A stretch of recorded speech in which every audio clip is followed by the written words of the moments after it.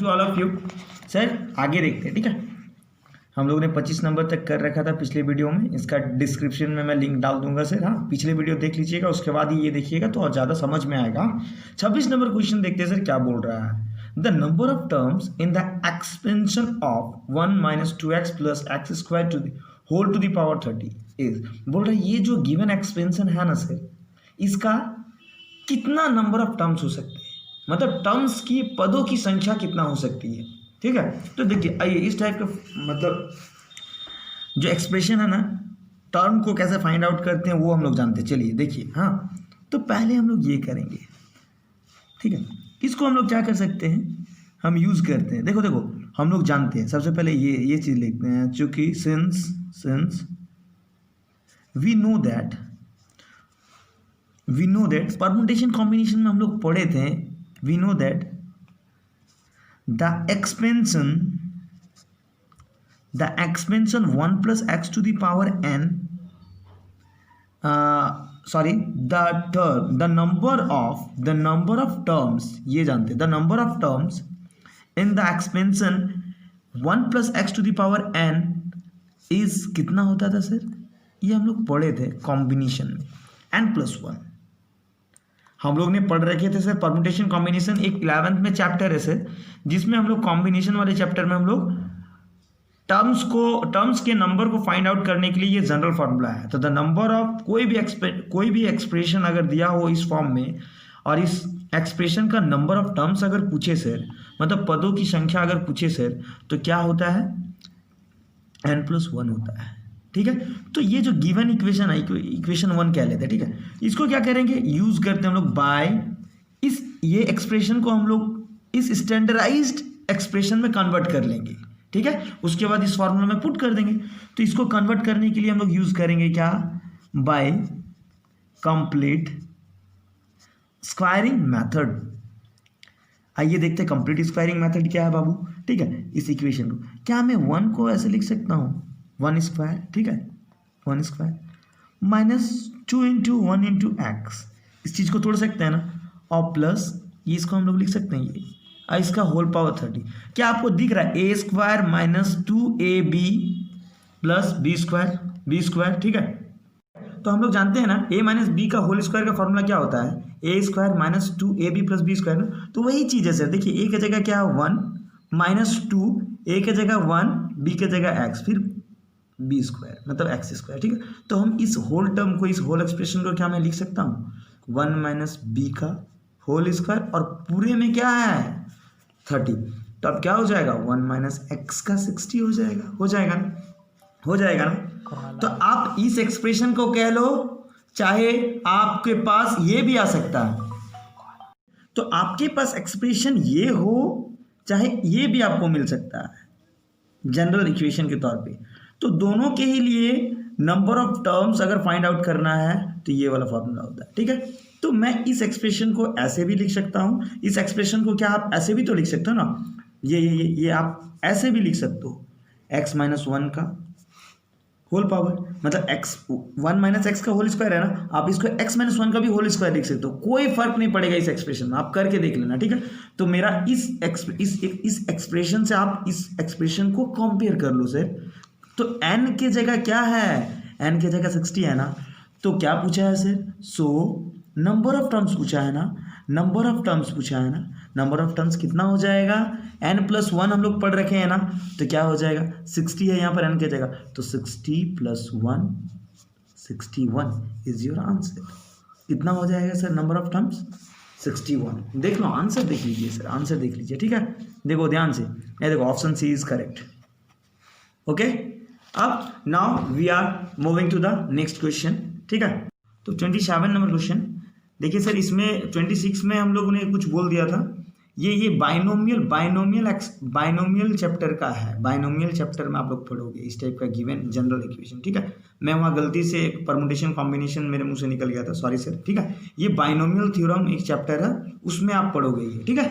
तो आगे बढ़ते हैं, देखो 27 नंबर क्वेश्चन क्या बोल रहा है, if the coefficient of r minus 5th term and 2r minus 1th term in the expansion of 1 plus x to the power whole power 34 are equal, then r will be बोल रहे एक देखो एक ये फिर से है बाइनोमियल चैप्टर से है, ठीक है।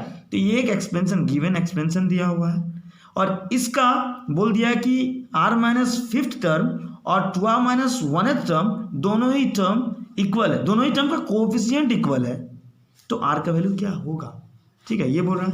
तो गिवन एक्सप्रेशन मेरे पास क्या है सर, गिवन एक्सपेंशन क्या है मेरे को दे रखा है 1 plus x to the power 34, यही दे रखा है, ठीक है।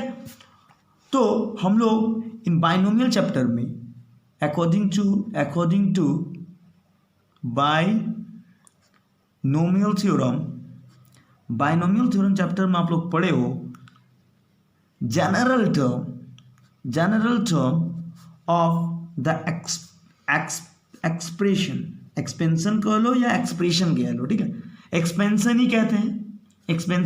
Suppose that a plus b to the power n है, तो इसका जनरल टर्म अगर फाइंड आउट करोगे ना सर, बाइनोमियल थ्योरम का बात कर रहे हैं, ये एक चैप्टर का नाम है, ठीक है, उसमें अगर कोई भी एक्सपेंशन दिया हुआ इस फॉर्म में a plus b to the power n, तो इसका जनरल टर्म फाइंड आउट करने का फॉर्मूला होता है टी आर प्लस वन। ये टी है क्या, तो ये जनरल टर्म को रिप्रेजेंट करते हैं, ठीक है। T R plus one will be equals to N C R A to the power n minus R b to the power r, that is your general term formula. कि कोई भी ये जो गिवन बाइनोमियल एक्सप्रेशन है sir, इसका general term को अगर find out करोगे तो ये जनरल फॉर्मूला है, T R plus one will be equals to N C R A to the power n minus R into B to the power r, ठीक है, okay, is it clear ना। मेरे को क्या क्या रिक्वायरमेंट है question में, r माइनस क्या क्या रिक्वायरमेंट है मेरे को, r माइनस फिफ्थ टर्म का कोएफिशिएंट चाहिए, क्या क्या रिक्वायरमेंट है मैं साइड में लिख लेता हूँ, ठीक है, r माइनस फिफ्थ का चाहिए कोएफिशिएंट, ठीक है, r माइनस फिफ्थ टर्म का कोएफिशिएंट चाहिए, और हमको कोएफिशिएंट किसका चाहिए मैं लिख के रख ले रहा हूँ, ठीक है, 2r माइनस वनथ टर्म का। इन दोनों का कोएफिशिएंट को मैं जनरल फार्मूला से कर लूँगा और कोएफिशिएंट को इक्वेट करके r का वैल्यू निकाल लूँगा, ठीक है ना, ठीक है। तो चलो निकालते हैं। तो इस एक्सप्रेशन में अगर हम पुट करें r माइनस, तो r प्लस वन ना, तो r माइनस अगर 5 पुट करो, वो कहने का मतलब r माइनस 5 मतलब r माइनस 6 प्लस वन, यही होगा ना। मतलब इस जनरल फार्मूला जो है ना, इसमें हम लोग को क्या पुट करना पड़ेगा सर, r के जगह पुट करना पड़ेगा क्या, r के जगह क्या पुट करना पड़ेगा, r माइनस 6 इन 1 मान लेते हैं। इस जनरल फार्मूला को हमने इक्वेशन 1 नाम दे दिया, ठीक है। तो इस इक्वेशन 1 में r के जगह r माइनस 6 डाल देंगे, r माइनस 6 डाल दोगे ना, तो क्या बच जाएगा सर मेरा, r माइनस 5 बन जाएगा ना, r माइनस 5 बन जाएगा ना। इसी का तो रिक्वायरमेंट है ना सर, इसी का तो रिक्वायरमेंट है ना, ठीक है, ओके, इज इट क्लियर ना, ठीक है। तो यही निकालना, तो चलो n मेरे को चाहिए, तो n पावर है, देखो इसके साथ कंपेयर करो, तो a के जगह क्या है सर, मैं डेटा को कलेक्ट कर ले रहा हूँ, इन दोनों, ये तो जनरल एक्सप्रेशन है ना सर कोई भी बाइनोमियल थ्योरम का, और ये मेरा क्वेश्चन का गिवन डेटा है, तो इन दोनों को कंपेयर करोगे तो पता चल जा रहा है a का वैल्यू क्या है मेरा 1, b का वैल्यू क्या है मेरा x, और n मेरा कितना है 34। इज इट क्लियर ना, इन दोनों को कंपेयर करके निकाल दिया, ठीक है। तो NCR n मेरे को क्या है 34, r कितना है, तो r मेरा क्या है सर, इन 1 में पुट कर रहे ना, r कितना है, तो r माइनस 6, और a मेरा क्या 1, तो 1 का पावर क्या हो जाएगा n माइनस आर, मतलब 34 माइनस r माइनस 6, और फिर b का पावर r, तो b मेरा x, r क्या है मेरा r माइनस 6। आया समझ में, तो t r minus 5 will be equals to 34 c r minus 6। अब 1 के पावर हो जाएगा आपका 34, ये माइनस से मल्टीप्लाई करते हैं 6, ये x to the power r minus 6, तो 34 c है, c r minus 6, 1 to the power कितना हो जाएगा 40 minus r into x to the power r minus 6। देखो ये सब का कोई जरूरत नहीं है, हमको कोफिशिएंट से बात कर रहा है, क्वेश्चन में क्या रिक्वायरमेंट है वो चाहिए मेरे को, ठीक है। तो इस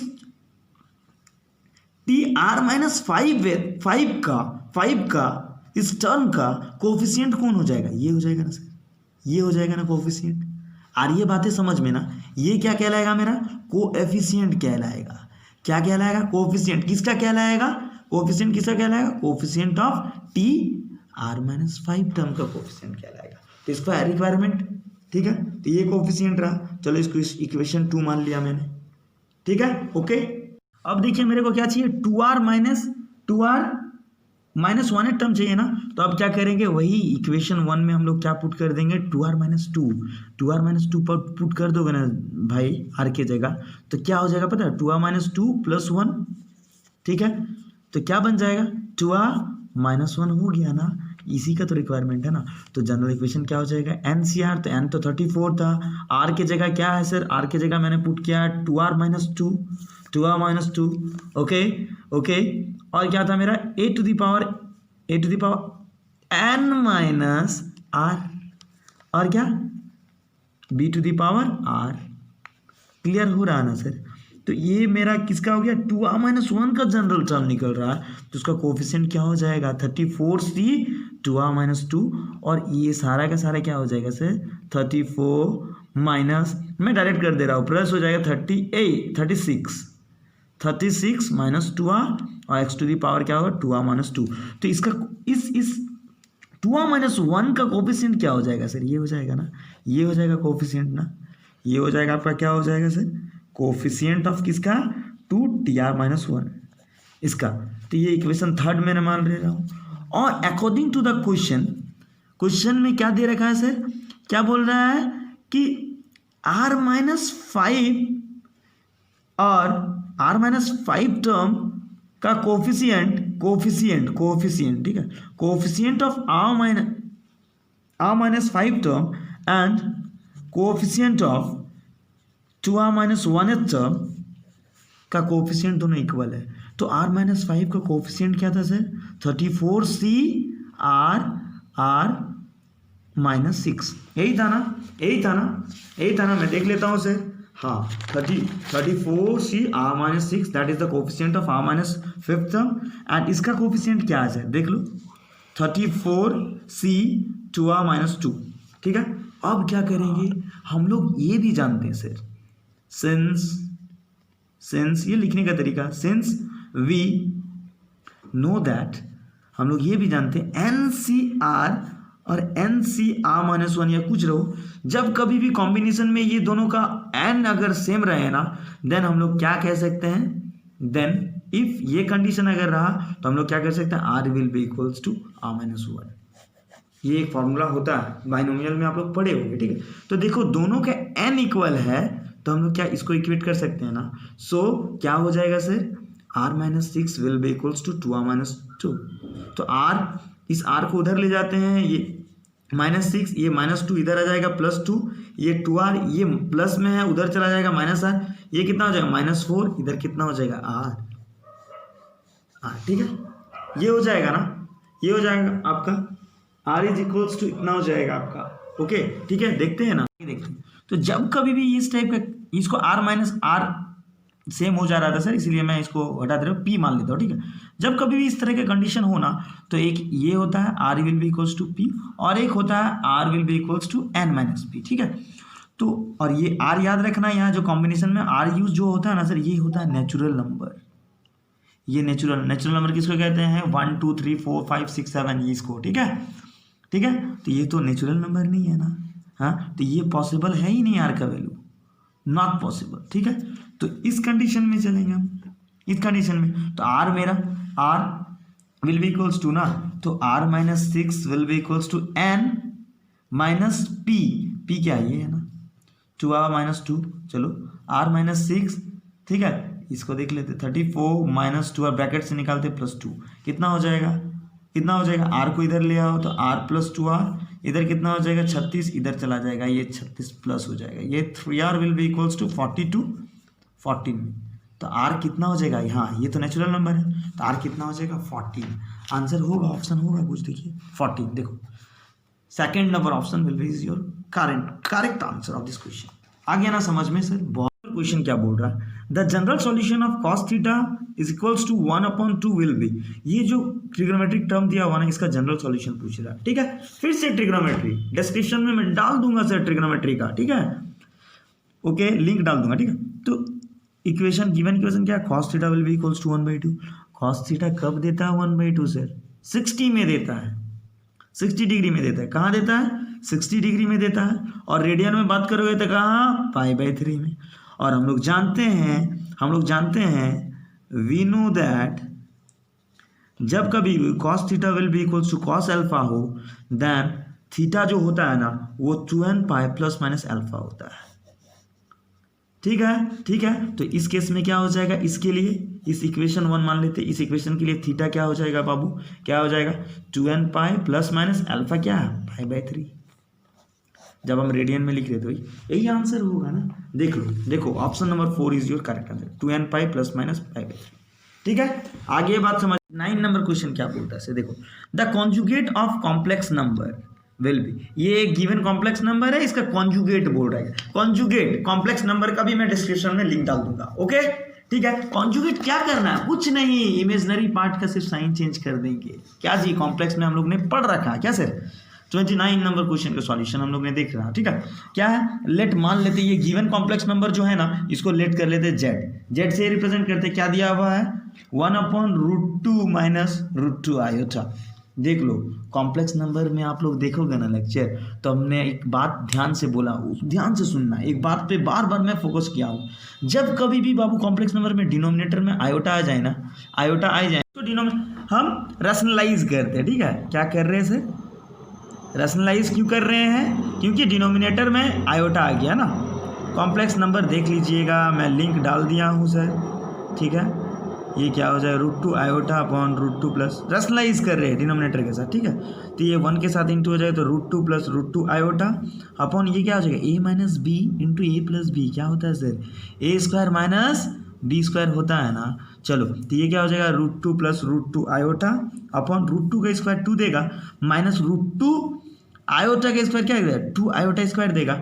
और हम लोग आयोटा स्क्वायर का वैल्यू जानते हैं ना सर, -1 होता है। मैं बार बार ब्रैकेट में जो चीज़ लिखते हैं ना वो इंपॉर्टेंट होता है, याद रखना सर। इसीलिए मैं बार बार फोकस करवाता हूँ ये सब चीज़। क्या स्टूडेंट ये सब चीज़ में ध्यान नहीं देते हैं? ठीक है, बुक में भी देखोगे ना डायरेक्ट यूज़ कर देता है। मैं बार बार इसलिए फोकस कर रहा हूँ। ठीक है, तो ये क्या हो जाएगा? आयोटा स्क्वायर की जगह -1 पुट कर देंगे तो क्या हो जाएगा? 2 × -1, ये आपका हो गया। देखो हम रैशनलाइज क्यों किए? ताकि डिनोमिनेटर में जो है ना माइनस माइनस प्लस, ये रियल पार्ट हो जाए, रियल नंबर में चेंज हो जाए, इमेजनरी ना रहे। ठीक है, तो क्या हो गया? 4। ठीक है, अब क्या बोला है? चलो ना, ऊपर से हम √2 कॉमन ले लेते हैं। ठीक है, तो बच जाएगा क्या? 1 प्लस आयोटा बचेगा ना, और इसको इससे कैंसिलेशन कर देंगे, 2√2 से चला जाएगा। तो 1/2√2 1 प्लस आयोटा, ये मेरा क्या निकला? ये गिवन कॉम्प्लेक्स नंबर को हम लोग ने रैशनलाइज करके जनरलाइज किया। लेकिन ये तो आंसर, कॉन्जुगेट का बात करेंगे ना सर। कॉम्प्लेक्स नंबर का लिंक मैंने डाल दिया है, देख लीजिएगा, आपको जरूर समझ में आएगा। कॉन्जुगेट को हम लोग ऐसे, कॉम्प्लेक्स नंबर को हम लोग सिर्फ सिंपली स्मॉल जेड से डिनोट करते हैं, और कॉन्जुगेट ऑफ कॉम्प्लेक्स नंबर को हम लोग जेड बार लगा देते हैं। ठीक है, उससे डिनोट करते हैं। तो इसका बार लगा दिए, कहने का मतलब कॉन्जुगेट कर दिया ना बाबू, तो ये कॉम्प्लेक्स नंबर का बार लगा दीजिए ना। तो ये क्या हो जाता है? इस बार में क्या करता है? ये रियल पार्ट जैसा ना वैसे ही रहता है, सिर्फ इमेजनरी पार्ट का साइन चेंज कर देता है। तो इमेजनरी पार्ट यहाँ क्या है? प्लस में है ना, तो कॉन्जुगेट लेंगे ना सर, तो ये माइनस में कन्वर्ट हो जाएगा, यही हो जाएगा आपका answer, conjugate of this given complex number. ठीक है ना, देख लो ऑप्शन यही होगा। देखो option number 2, 1 minus iota upon 2√2, 1 minus iota upon 2√2 है ना। तो option number 2 is your correct answer. आ गया ना बात? देखो क्या बोल रहा है? If 2nc2 is to nc2 will be equals to 12:1, then the value of n is equals to, ये गिवन कॉम्बिनेशन का रेशियो दे दिया है, तो n का वैल्यू क्या होगा? ठीक है, तो गिवन रेशियो क्या है? 2nc2 is to nc2 will be equals to 12:1, तो n का वैल्यू पूछा है। ठीक है, n का वैल्यू पूछा है। ठीक है, तो देखिए कॉम्बिनेशन वाला फॉर्मूला लगाते हैं। ठीक है, ये क्या हो जाएगा? 2n फैक्टोरियल, फैक्टोरियल का नोटेशन ये यूज़ कर रहे हैं, 2 फैक्टोरियल अपॉन क्या हो जाएगा सर? 2n माइनस 2 फैक्टोरियल, ये फॉर्मूला है ना, इज टू, इसके लिए n फैक्टोरियल 2 फैक्टोरियल, देख लीजिएगा आप वीडियो, n माइनस 2 फैक्टोरियल, ये 12:1। ठीक है, तो देखो 2n फैक्टोरियल को हम लोग करते हैं ना, तोड़ते हैं, 2n minus 1, 2n minus 2 factorial, यहीं तक रोकते हैं, कहीं नीचे में कट जाएगा, 2n माइनस 2 फैक्टोरियल है ना, और इज टू ये देखो n फैक्टोरियल को तोड़ते हैं, n into n minus 1 into n minus 2 factorial, और ये रहने देते 2 factorial into n minus 2 factorial. देखो हम वहीं तक क्यों रुक गए हैं पता है, क्या ऊपर नीचे ये कैंसिलेशन हो सके, ठीक है। अब देखो ऊपर में क्या बच गया sir 2n into 2n minus 1, ठीक है, बाई 2 फैक्टोरियल। अब इसको हम ये h2 है ना, इसको हम चेंज करते हैं, h2 मतलब बटे होता है, चेंज करते हैं तो ये नीचे वाला ऊपर चला जाएगा और ऊपर वाला नीचे आ जाएगा, सिंपली 12। ये 2 से 2 फैक्टोरियल कैंसिल हुआ ना, n से n कैंसिल हुआ ना। अब देखो क्या होगा, ऊपर में बचेगा 2 टाइम्स ऑफ 2n माइनस 1 और नीचे में क्या बच जाएगा बाबू, ये n माइनस 1 है ना, और इधर 12, 2 से काट देना 6 बार में आ रहा ना, क्या बच जाएगा 2n minus 1 upon n minus 1 will be equals to 6:1। तो अब क्या करेंगे, बाई क्रॉस मल्टीप्लीकेशन कर देंगे, इसको इससे मल्टीप्लाई कर देंगे, इसको इससे मल्टीप्लाई कर देंगे। चलो तो 1 से इंटू करेंगे इसको तो 2n माइनस 1 और इधर 6 से इंटू करेंगे इसको n माइनस, क्रॉस मल्टीप्लीकेशन मतलब डायगोनली मल्टीप्लाई जो होता है, ठीक है।